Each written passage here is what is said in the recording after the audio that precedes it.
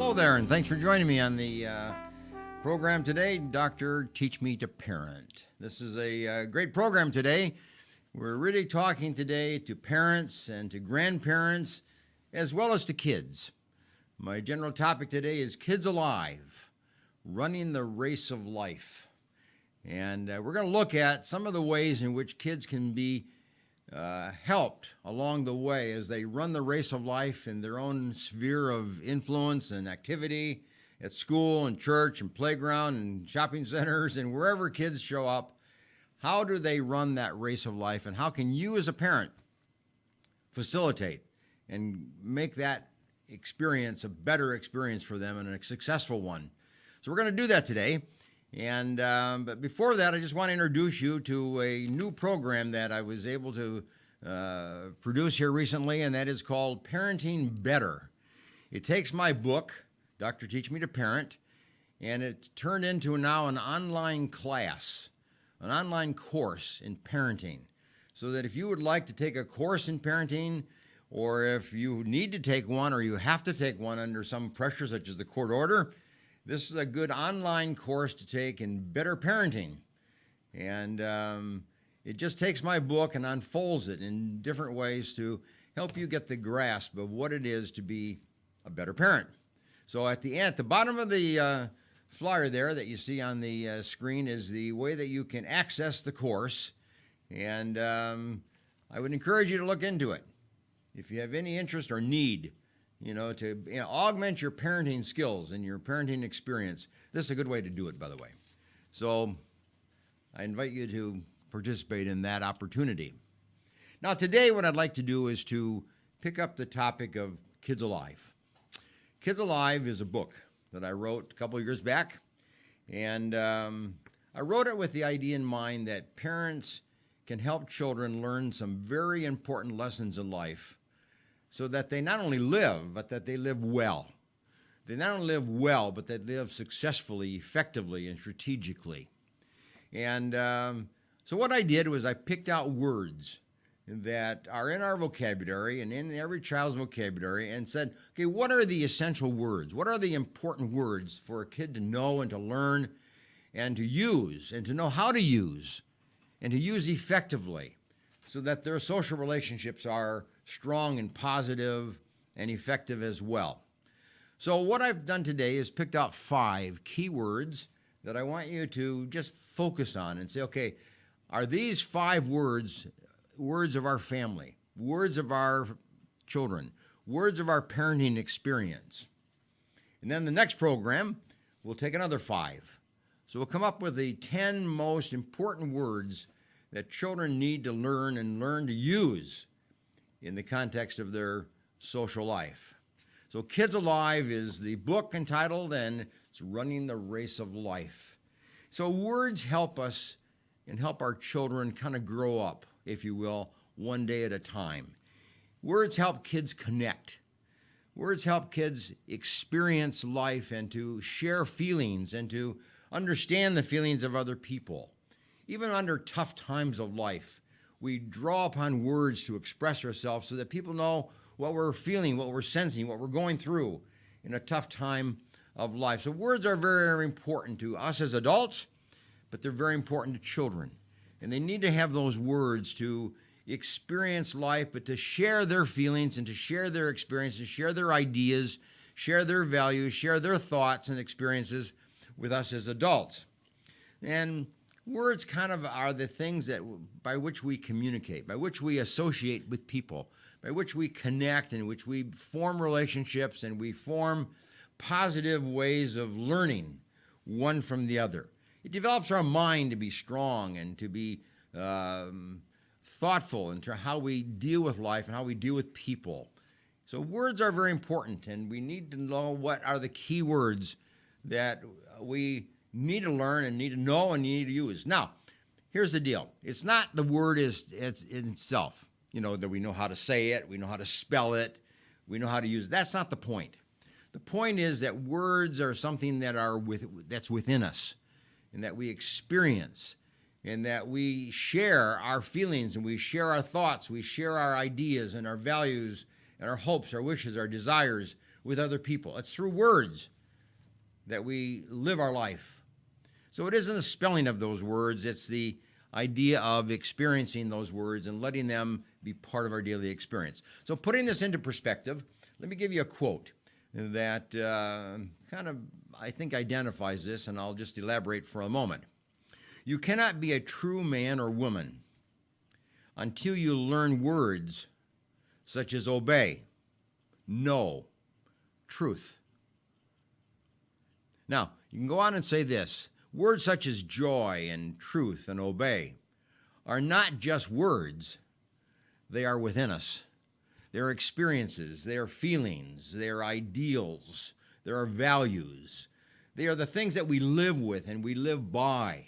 So they're just not words on paper and words that are spelled out, but words that are actually experienced and make our life rich and make our life effective with other people. So what I'd like to do today is to kind of walk you through a list. Walk you through a little list of 5 words that I think are the key words here in child rearing. And for you as a parent, connect with these words. And you as a parent, help your child connect with these words and utilize these words so that that child lives and your child lives very efficiently and very effectively. The first word in this book, Kids Alive, is the word prepare that I'd like you to kind of just think about. The word prepare. Now, prepare is a essential word for us as adults. We need to be prepared for our day. We need to be prepared for an experience that we're going to have. We need to be prepared to carry out a task that we've been assigned to do. We have to be prepared for the task that's been given to us by somebody else, or responsibilities at work or in our job situation. We need to be prepared on a day-to-day basis for what's ahead of us.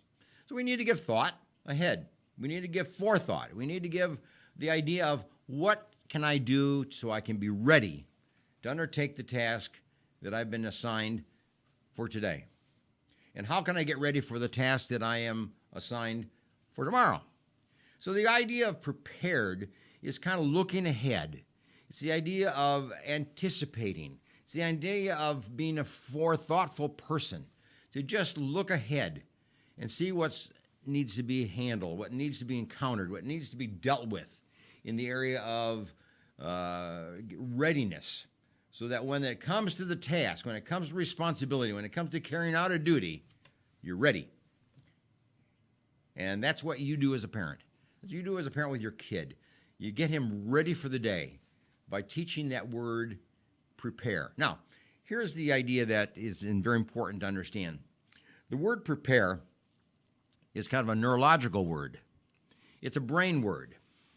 Put it in that kind of a context. See, children are not raised, they aren't born with the idea of being prepared for what's ahead of them. Children are born with the idea of being impulsive, being unthoughtful almost. Just do what is the reaction of the situation, what comes to them at the moment. So children are very reactive and very impulsive. So to overcome that impulse or that need to just react, we use a word that we use, the word prepare. Think ahead. Control your impulses. Control your overreactions by being prepared and be thoughtful and be diligent as you look ahead and taking on the responsibilities and tasks for the day. So the idea of impulse has to be controlled.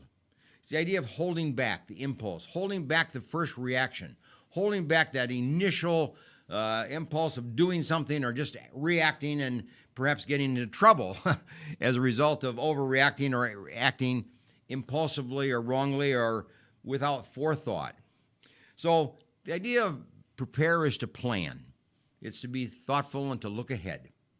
So that's what you do with a child. How do you do that now? How do you do that? How does a parent and a child deal with the issue of prepare? Well, there's a couple ways of doing it. One is at the beginning of each day, a parent can ask the child, are you ready for school today? Are you ready to play today? Are you ready to take on the responsibilities of the day? Are you ready? Have you thought about it? Are you prepared? Have you done your work? Have you done your anticipation? Have you done your homework? Have you done your preparation so that today will be a good day, it'll be a successful day, and it'll be a good day for you. Preparedness allows us to have a good day, facilitates a good day. So a parent can teach the word prepare by just asking the child, are you prepared? It's kind of like not giving a child a drill. Have you done this, this, this, and this? But just, are you prepared? Let the child think it through. Have I done this, and have I done that, and am I ready? That's what a child has to learn how to do, to ask that question of themselves. Am I ready? Am I all set? Am I ready to go? Am I ready to take on the responsibilities of the day? So that's what a parent can do to help a child learn that idea of being prepared. Also, a parent can have a conversation with a kid. Just the idea of, why is the word prepared important? Why is it to be prepared is an important task, an important undertaking? Why is it necessary to be prepared to go to school today, or to take on a responsibility today, or just play around the house today? Be prepared. Have your things out. Have your things ready. Give some thought to what you'd like to do, how you'd like to spend the day, how you'd like to make it a good day. So a parent can have that kind of discussion with a child in terms of, why is the word prepared an important word? And why is the action of being prepared an important action? So at night, a family can sit together around the table and kind of have like a little family circle. How did being prepared today help you? How did thinking about being prepared today make the day go a little bit better? And have a little discussion on that particular thought. So that's the word prepare. Now, the idea of being prepared is obviously a lifetime experience. It's something that we do throughout our entire life, not just as a child, but in the childhood years, we learn it. Now, when I said it was a neurological word, what I mean by this is that the brain does not develop in the forepart, the front part of the brain, until about 14, 15, 16, 17, and on up to 18. That's the part of the brain that regulates and controls and organizes the idea about being prepared, to look ahead and to have anticipation and to be ready.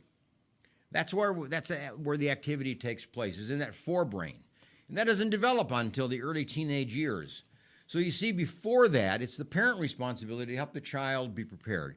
It's the parent's responsibility to help the child think through what the day is going to be, and what you need to do, and what you need to have ready, and what you need to undertake, and what you need to do before the day starts.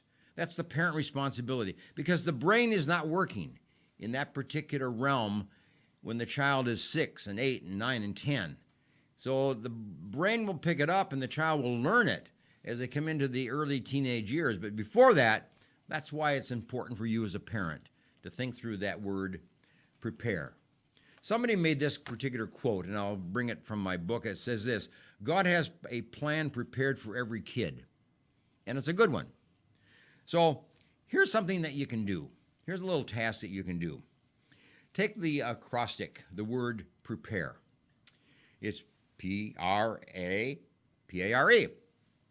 So you have the word prepare, and as an acrostic, you now take the word P, and you write down something that starts with P that reminds you or tells you about the word prepare. You might just write the phrase, prepare is a good thing for everybody. Okay, so now you have the word P. Now take the word R, or the letter R. What's something that starts with R that could give you the idea of being prepared? Are you ready as you start the day? Might be a phrase that you could put into there. So you go through this list, these letters, and it becomes out an acrostic of the things that remind you or summarize the idea of being prepared. So it's a little task you can do as a family. So that's the word prepared.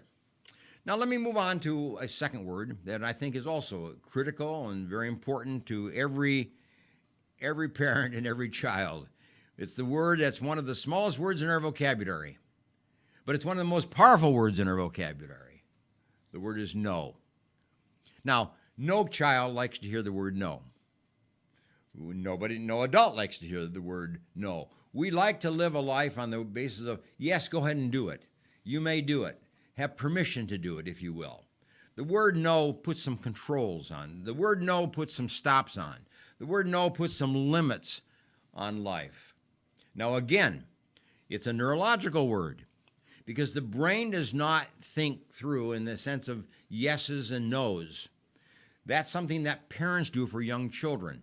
Parents help the child understand what is a yes and what is a no. What are the activities and events and things we do which are allowed, and the things that we do and should not do and don't do which are not allowed.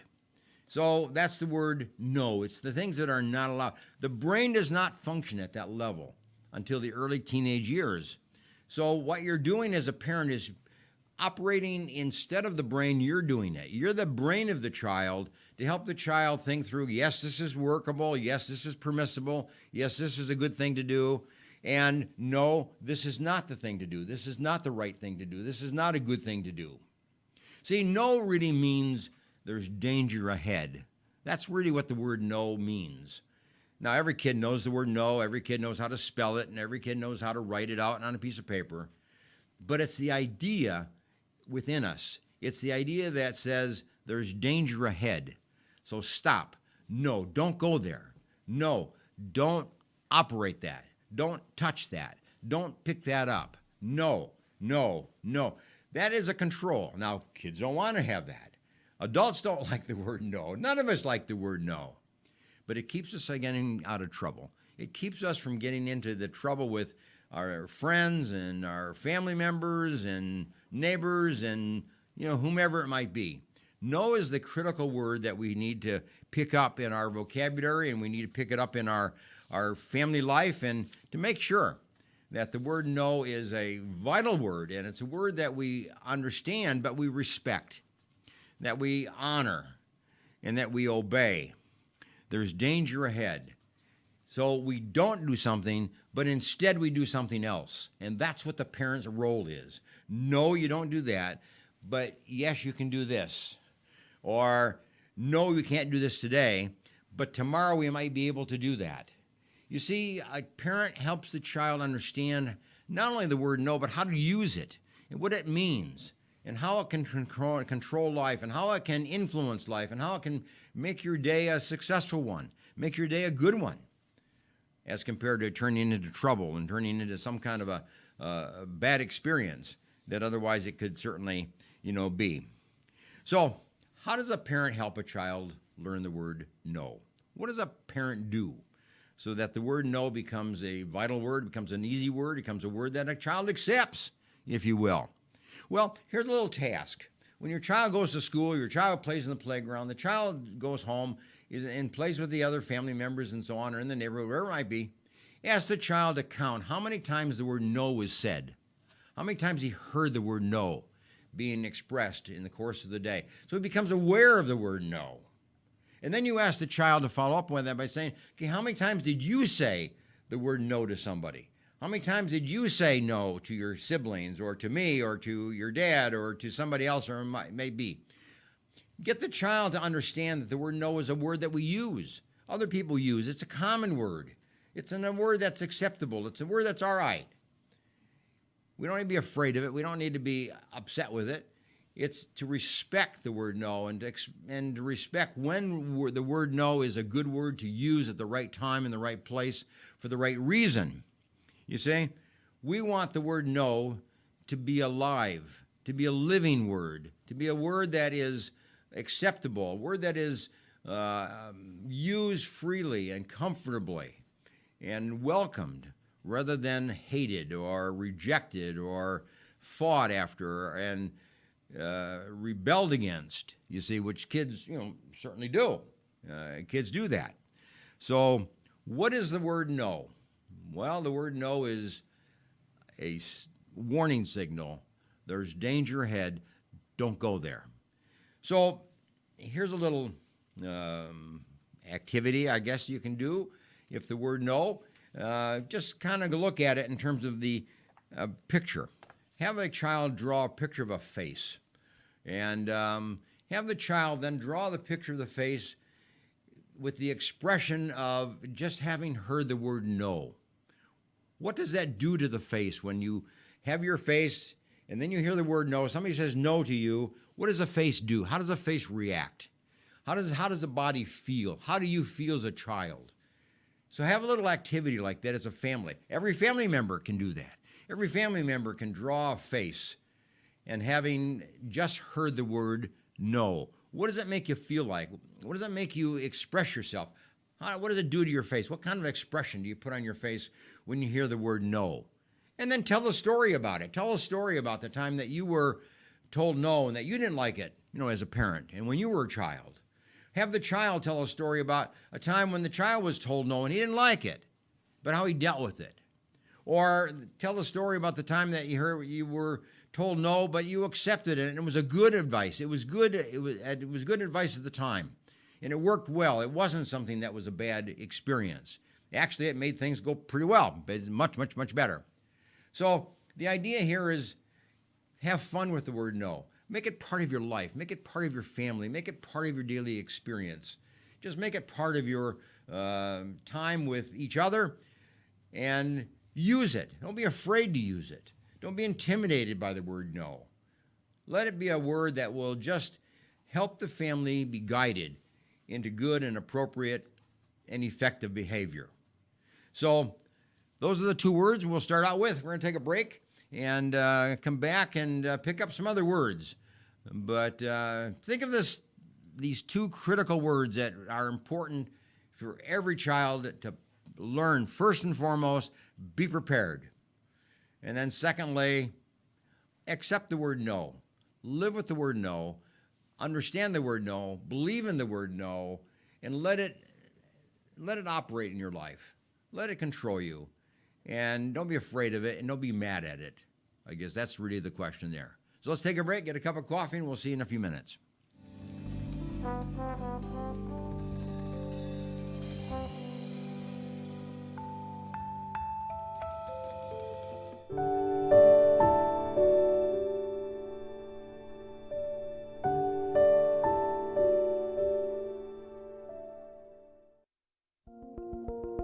Total Life Change was started September 9th, 2015.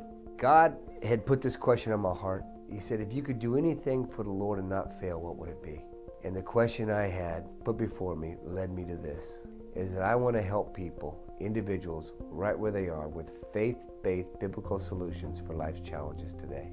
Total Life Change is for individuals that find themselves in a place where they're kind of stuck in life. I know as you go through life, different people have different challenges, and sometimes you just don't know where to go. In Luke chapter 4, Jesus had just been tempted in the desert, and he comes back to the temple, and he says, I've come to give recovery of sight to the blind, the burdened, the lame, the broken, the folks that have hurts, habits, and hang-ups. And that's what he came for. So we just want to address you right where you're at. And there's so many different solutions for life's challenges. And if we can't meet your challenge here in our center, we'll find the right path for you and lead you to that place.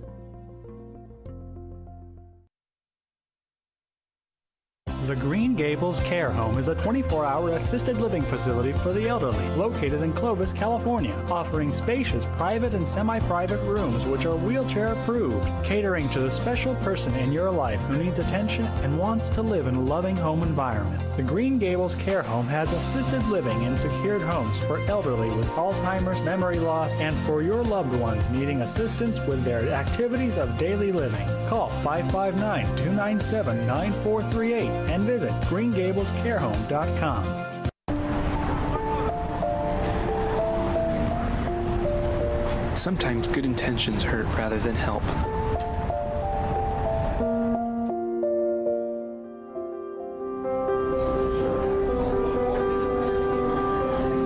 For just $1.76 per meal, the Fresno Rescue Mission offers more than food. We offer hope. Please donate today.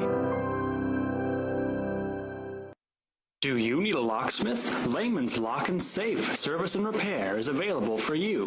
559-228-1805. Gained a lot, learned a lot, and got a lot of love. If it weren't for the knowledge that I had gained from the classes at PCC, I probably wouldn't be the mom I am today. See, there it goes. I would love you to meet my son, Aaron. My situation was very difficult. I didn't know how my life was going to turn out. We graduated in June 2010, and we got married in July. And through family, the Pregnancy Care Center changed our lives. The Pregnancy Care Center was a huge, vital part in helping me walk through that pregnancy, in educating me and loving on me during that time.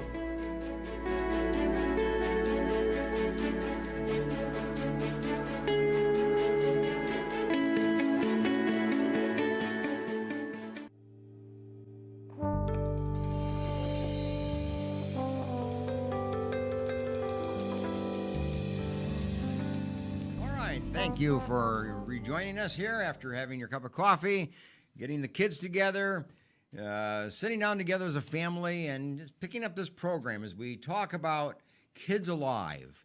Remember, I wrote a book a couple years back that was entitled Kids Alive, Running the Race of Life. And it was the idea of coming up with the words that children need to learn so that they run that race of life effectively, so that they do well in their running of the race of life, that they interrelate and they interact with other kids and other people effectively, and they relate to you as a parent and within the context of the family effectively. Words make a big difference. Words tell the story, so to speak. Words open our life. Words bring us to other people. Words connect us to other people. Words allow us to have a relationship. And that relationship will be determined by the words we use. That positive words create positive relationships. Negative words, hurtful words, harsh words separate relationships, divide relationships, hurt relationships. So words are powerful. Words are very important. And we teach children the words that will bring them into context with each other and put them in touch with each other and grow together on a day-to-day basis. They grow well and they grow wisely through the use of good and proper and wise words. So, we've looked now already at the first two words in our list, and that is the words prepare. Very important. A child approaches the day prepared for it. And the word no. If the child respects that very small word but very powerful word, it makes the difference in his life. Whether he honors it or dishonors it, the word is no. We as parents need to be very firm. When the word is no, it's no. We don't change our mind. We don't change the story. We don't flip-flop. We are firm and we're definite when we say yes or we say no. Now, let's go on to a third word that's very critical and very important to every child and to every family, and every parent needs to learn how to know how to teach this word to their kids, and that is the word truth. You know, kids lie. One of the things that kids do, they lie. They tell stories. They make up stories. Kids lie because they want the best outcome. They don't want an outcome that is going to be negative or be painful or will limit them or restrict them in some kind of way. They don't want that. So they lie because they're betting on a better outcome. If they win, they get a better deal. If they lose, they get a worse deal. So they take a chance. Lying is taking a chance on life, and it's taking a chance on getting a better deal or not. But we don't want kids to learn to live that way. We don't want kids to learn with the idea of I'm going to say what will give me the best deal. We want children to learn to live under the context of telling the truth. What actually happened? What actually was said? What actually did you feel? What actually did you do? What did you not do? See, tell the truth about yourself. Tell the truth about others. Tell the truth about anybody in any situation. It's the word truth that is the critical word. And if we don't learn the word truth, we're going to be in trouble. We're allowing our kids to go out on a path that will get them in trouble every single day of their life when they do not tell the truth. And we allow that to happen. We believe the lie, so to speak. Or we encourage them to lie because we lie ourselves as parents, and we portray the lie in front of the kids and we teach them to lie. No, that's not parenting. Parenting is you live the life of truth, and you live a life of truth before your kids so that they will honor the word truth. And that's how you live as a family. That's the value you live with as a family. The word is truth. So that's the way to live. Now, when you tell the truth, obviously, good things will come. Obviously, sometimes the things that you want will come. Sometimes you don't necessarily get everything you want, but you can feel good that you've at least told the truth. You've at least told the story the way that it actually unfolded and the actual way that it carries out in life. So, what about your friendships? As a parent, ask your kids, do you have 3 friends? Are they truthful kids? Can you believe them? Or these kids tell lies? Do they tell stories? Do they make up stories? You ask your kids the stories that their kids tell, and as to whether they tell truthful stories or untruthful stories. So that's something you can talk about to help a kid understand the word truth and understand what truth is always about. You want your kids to associate with other kids that tell the truth. You don't want your kids to play with and to have friendships with kids that don't tell the truth, that are known for lying. So that needs to be a discussion you have with your kids so that their social friendships are based upon truth and that your family life is based upon truth and everybody talks the truth, to each other. Kids need to be bathed in the idea of truth on a day-to-day basis. Now, are you as a parent associating with people who tell the truth? Do you have people come into your home that tell the truth? Do you have experiences with other people that tell the truth and that you tell the truth always? That's how kids will know how to tell the truth. That you do it, your friends do it, their friends do it, so they will as well. So you want to make sure that within the social context of your family, the idea of being truthful is carried out and manifest and given it as an example. So your kids will follow that way of telling the truth. So help your child understand what you should do when they do not tell the truth. How does your child expect you to behave? What does your child expect you to do when they don't tell the truth? Do they expect you to punish them? Do they expect you to lecture them? Do they expect you to correct them? What do they expect? And then have the other discussion. What would they want you to do? What do you think they think you should do? Think it through in terms of what a child might desire to help that child change from telling lies to telling the truth. You see, it's the idea of getting feedback from the child, getting input from the child, and having the child think through the consequences of not telling the truth or the consequences of telling the truth. So that's what you want to do with a child. That's how you help a child understand the idea of truth and break away from that tendency to tell a lie because they think they're going to get a better deal, because of that. Here's a quote that somebody said about kids and the idea of truth. Kids can't change the truth, but the truth can change the kid. Well, you can change that around too. Lies can change the kid just as much as truth can change the kid. But you want your kid changed because of the truth that they tell and the truth that you tell as a parent and the truth that they hear from your friends and other people that you bring into their home and bring into their social relationships. So the word is truth. Make sure that it's a powerful word and it's a word that comes into your child's life in a free and easy manner, and it's just a natural conversational way of talking within your family. Now, here's an idea.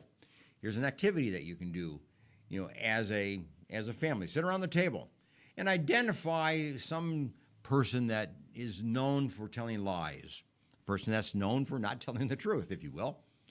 And then ask the child, what would we tell that person?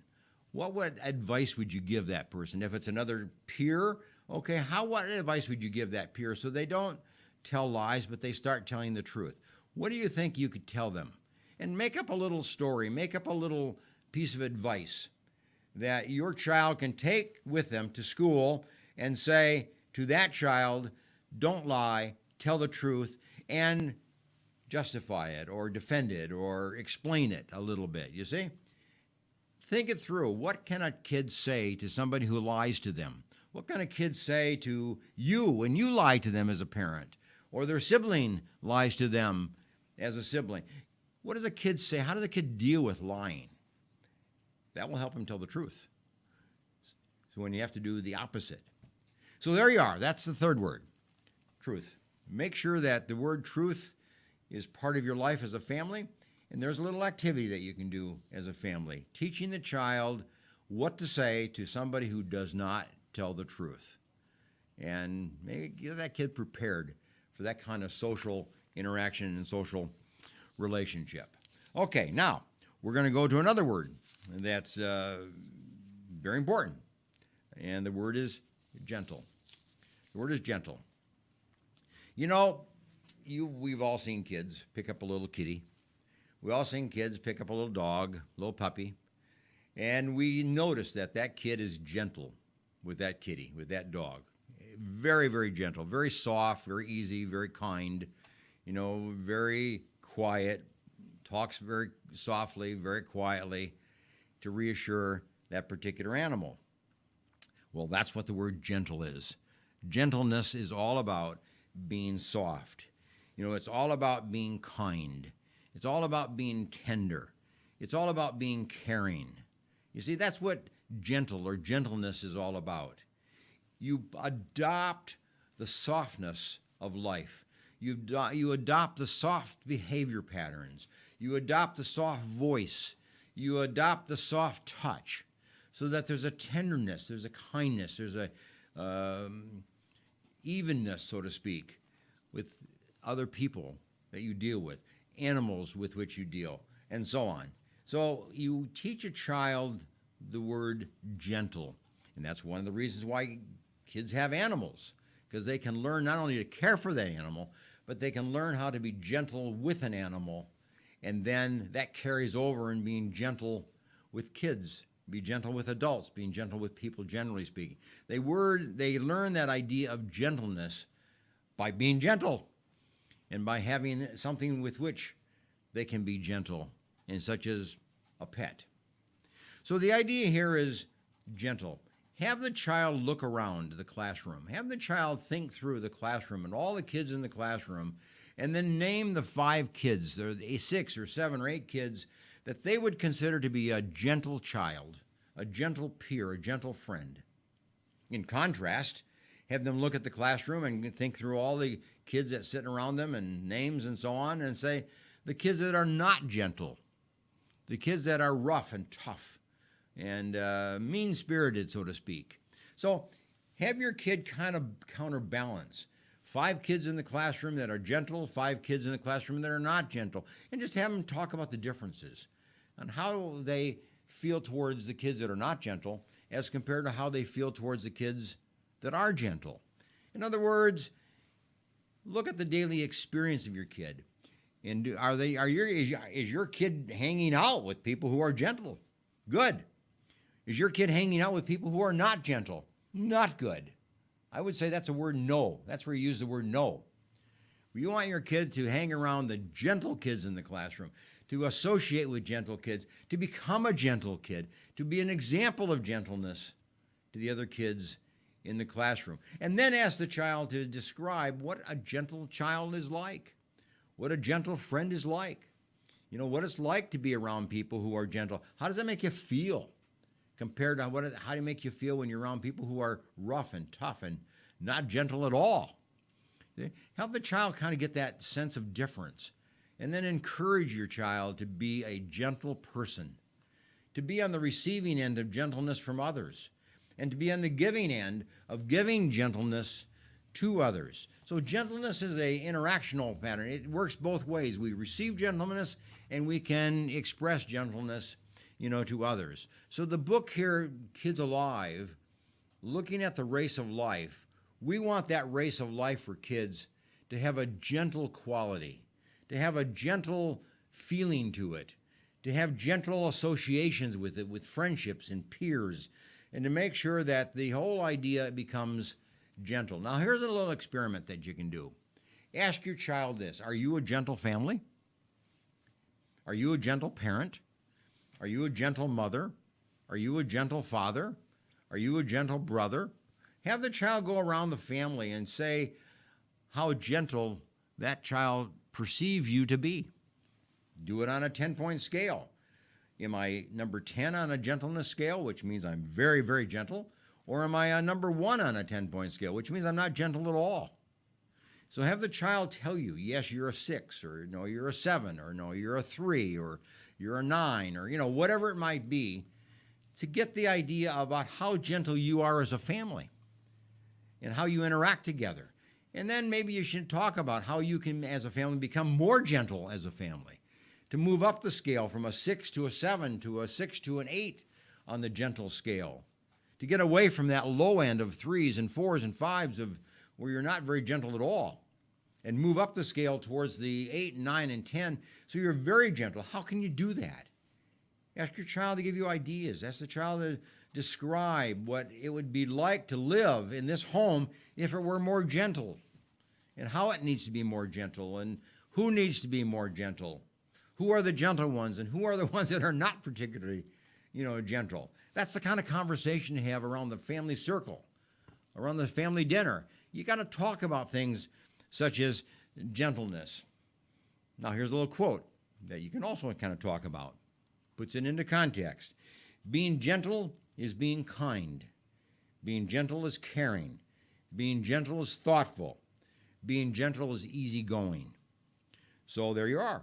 You can have other words, but it all adds up to the idea of being gentle, being kind and soft and acceptable and gracious and interactive with those around you.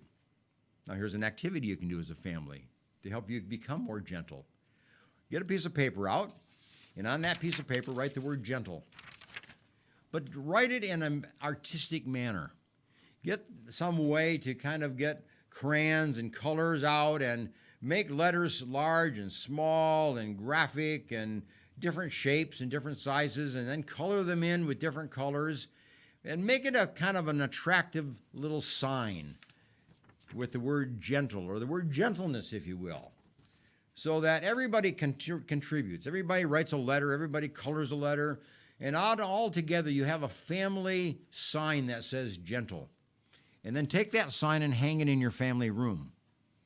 Or, for your child, hang it in your child's room, so that there's a reminder of the word gentle, so that when you see that sign, you'll be thoughtful and you'll be given consideration to become more gentle as a family and more gentle as a person. So you can do it. You can do it. Now, let's go to our last word. Word for kids, the last word is a very important word, and a word that we need to make sure that every child understands and accepts and knows how to handle it. The word is thanks. The word is thanks. Kids get gifts. Kids get presents. Do they ever say thank you? Do they ever write a thank you note? Do they ever get on the email and write a little note to the person that sent them that gift or gave them that gift and say thank you? Do you as a parent encourage your kids to say thank you? Do you encourage your kids to write little notes of thank you? Doesn't matter how they write or how they scrawl it out or spell it or whatever, but just that they get the idea of starting to say thank you whenever somebody does something nice for them or gives something nice to them. The word is thanks. That's the one word that kids will go far in life if they know how to use it, and use it effectively, and use it daily, and use it regularly throughout the day. I'm wondering if you ever ask your kid how many times a day something nice was done to them and for them and around them, and they were able to say thank you, or they didn't say thank you. Might be a good discussion to have as a family. Where is the word thanks in the child's vocabulary? Does the child thank the teacher? Does the child thank the youth leader? Does the child thank his friends? Does the child thank the parent of his friends? Does the child thank you?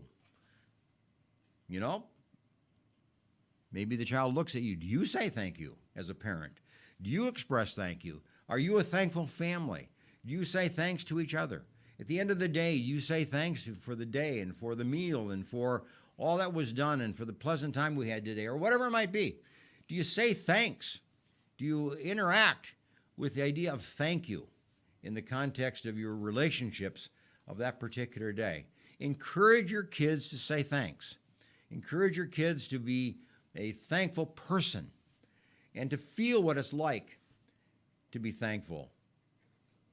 So there's a good question that you can have around the kitchen table and have a conversation with your kids. How do you feel when somebody thanks you for something? How do you feel when you say thank you to somebody for something?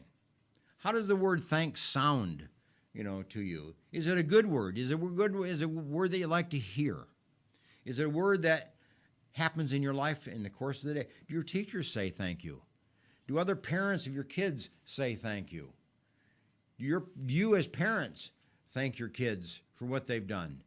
You ask them to do all kinds of chores and all kinds of tasks and all kinds of things to do, pick up their clothes and make their bed and clean their room, and you do all those kind of things. Do you say thank you? Are you able to shower your kid with the word thanks and thank you because they did what you asked them to do, or because they did something that's important to do, or it's a lesson in life that they need to learn? Well, they'll learn a lot better when they are thanked after they've done a particular task, particularly if you've asked them to do it. You're obligated to say thank you. You're obligated to give them some feedback. And you can say thank you in a lot of different ways. You can just say the word thank you. You can say the word great. You can say the word good for you. I appreciate it. That's important. Good for you. Good for all of us. Makes me feel good. Makes me feel proud of you. I mean, you have lots of ways of commending and saying thanks to a kid for doing what you've asked them, to do as a child. So, parent, it starts with you.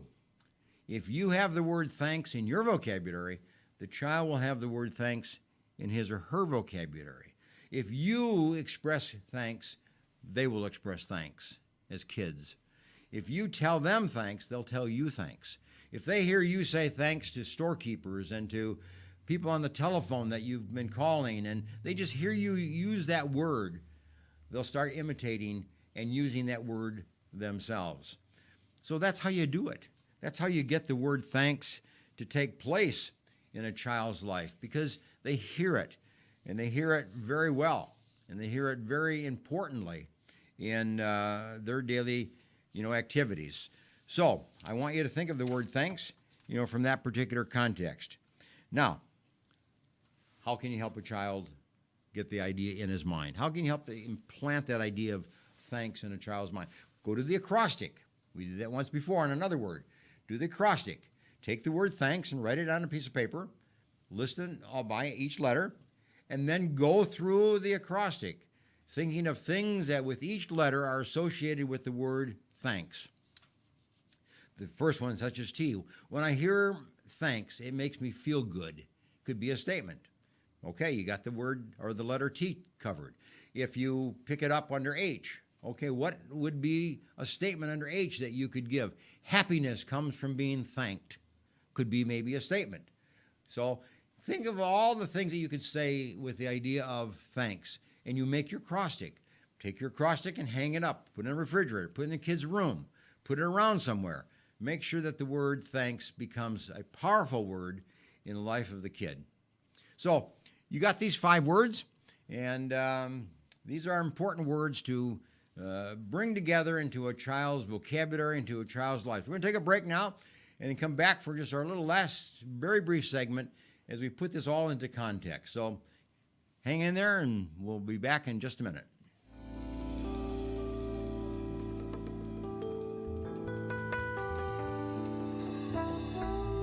Choosing a Medicare plan can be difficult and frustrating. Susan Hatch can guide you through the Medicare maze and help find the right plan for you. Susan helps people understand the confusing and drastic changes that occur every year in Medicare. Susan will only recommend plans that will protect your assets and allow you to continue to see your personal doctor. As a 100% independent agent, Susan is not controlled by any particular insurance company to steer a person onto any one particular plan. Susan was awarded the #1 Medicare supplement agent in California. Look for Susan's Medicare question and answers every Monday in the Fresno Bee. Call Susan at 559-307-2287 and visit MedicareToday.net.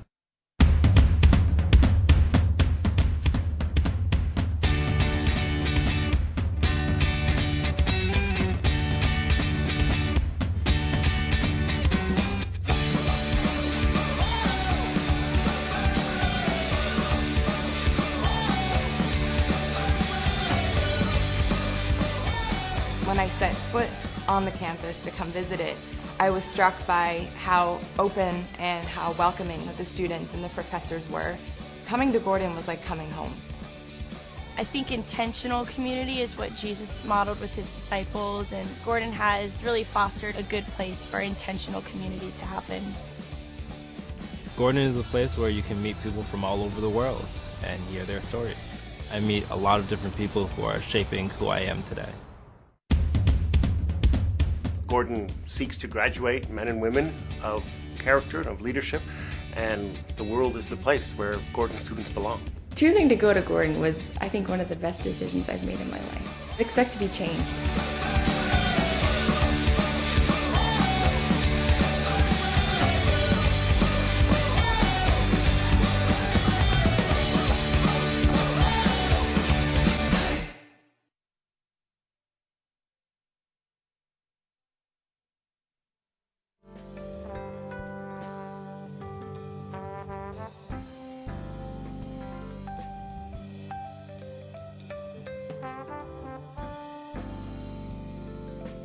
All right, welcome back, and we're summarizing our topic today, Kids Alive, Running the Race of Life. And what we did today is we picked up words, 5 words, important 5 words. In the life of every child, every kid should know these 5 words, not how to spell or not how to use in a written format, but how to live these 5 words in the course of their day, in the home, in the school, in their playground, and wherever they spend their time, that these 5 words become a dominant theme of their life and control their life and influence how they live and how they influence and interact with other people. So it comes from my book. Dr. Teach Me to Parent is the topic of the program, and the book today is Kids Alive. And both books I've written, and this is the one that really helps parents pick up a very key idea of teaching a vocabulary to kids so that they live effectively. So let me give you a quote as we bring our program to the conclusion today, and puts us into context of what we've been talking about. To some degree, you control your life by controlling your vocabulary. You control your life by controlling your vocabulary. Get the right words.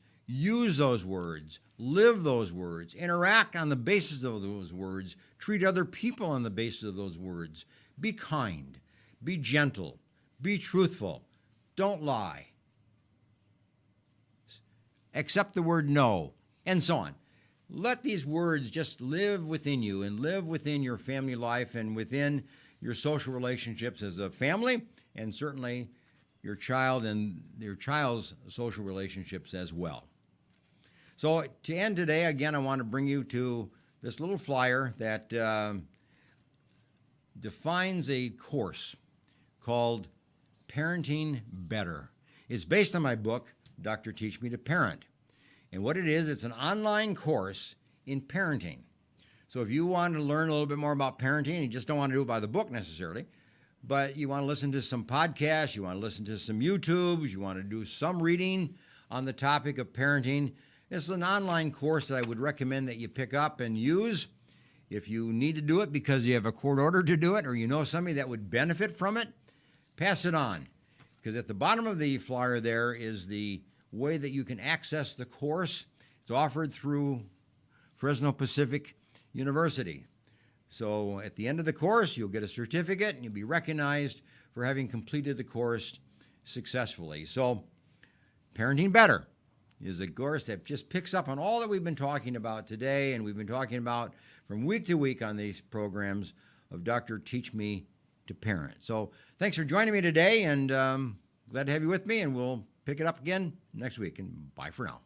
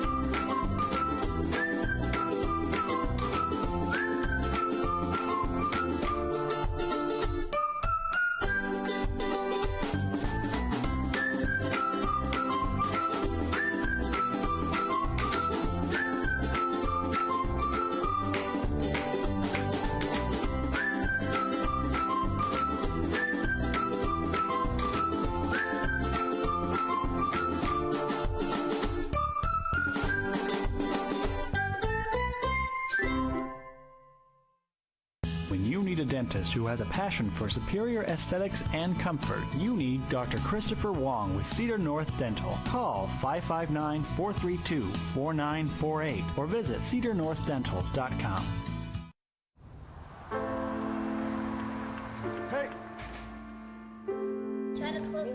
Tanya, come here. At Boys and Girls Clubs, it's not just about trying new things. Kitchen in my hometown. It's not about learning the right steps or making contact. 5, 6, 7, 8. It's not about exploring the future. It's about helping them build it. It's about taking steps to greatness, about making a connection. It's about proving every kid and teen has what it takes. It's about people in our clubs who bring out the greatness in every kid who enters our doors. It's not just about being on stage. It's about walking across it. Great futures start here, and here, and here. Sat7 is a Christian media network that uses uncensored satellite television to broadcast across the Middle East and North Africa, and is also available globally online.